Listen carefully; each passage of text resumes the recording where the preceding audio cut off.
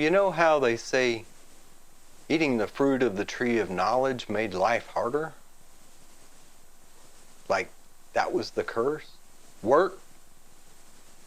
Everything turned into work. Cats, dogs, birds, they don't work.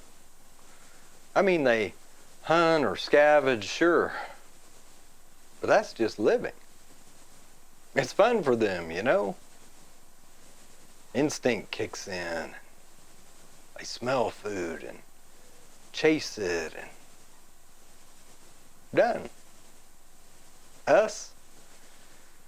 No, we think about it. We worry about it. Plan it. And that's work. And I get it. If this whole bit is about how God takes care of the grass, He'll take care of you too. But honestly, I've never met a preacher who didn't say, yeah, that's nice, but let's be real. But look, here's where it gets wild. Our minds. They aren't just trapped here in our heads. They stretch out. Like you can't really pin down space, right? Ever watch a kid ask, what's beyond that? Questions. You know the ones. Mom, what did God do before the world? Or, how far does space go? Kids dig that. They dig that stuff. They'll stare into mirrors, get dizzy spinning in circles, just playing with the limits of what they can feel. And we never really grow out of it. Some astronomer says space is finite. And we're like, okay. But what's outside that? We can't help it. We just gotta know.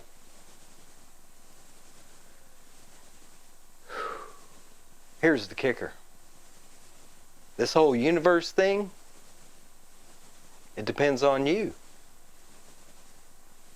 You're not some tiny bug on the speck of a dust circling a lame star in the back alley of the galaxy. Don't let anyone sell you that. Humans are insignificant nonsense.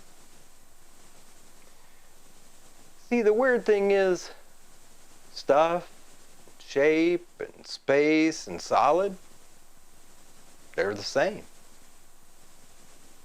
You can't have one without the other. Ever seen a shape with no substance? Or a substance with no shape? Nope. Same deal with space and matter.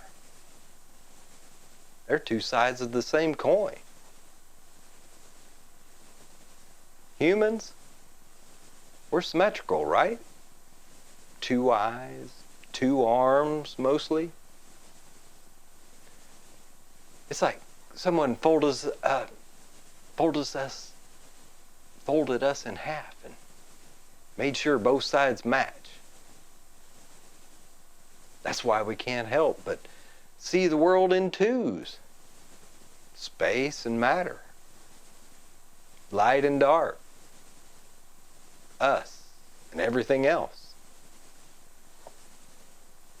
Now, trying to wrap your head around what space is, or God, that's tricky. You can't draw a picture of it without turning it into something it's not. Sages were onto something when they said not to idolize stuff. Doesn't mean we have to be all weird and destroy statues or whatever. Just don't get too hung up on needing a mental image. But somewhere along the way, we started talking in circles. Math, logic, cool stuff. But it got boring. Philosophy used to be about wonder. Now it's about lectures. Nothing. Thankfully, people are waking up. You can actually bring up meditation or sensory awareness without everyone thinking you're crazy. Just don't call it yoga. Call it nonverbal research or something fancy.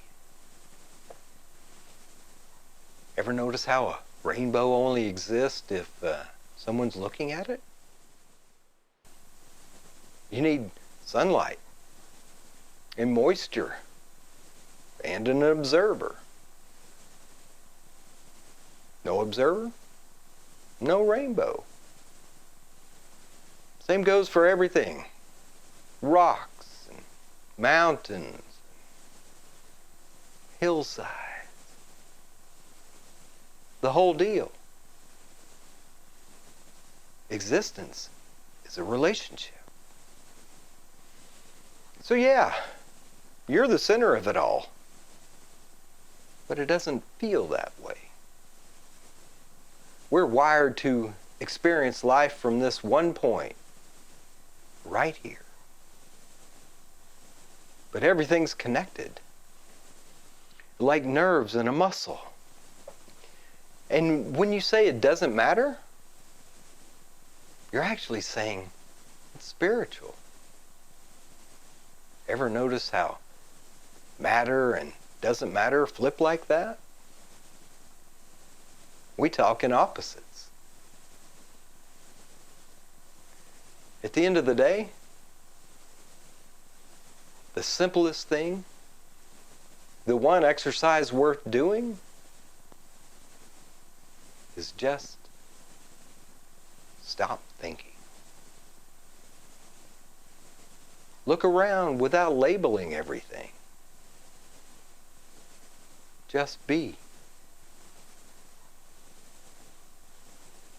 That's where the real magic happens.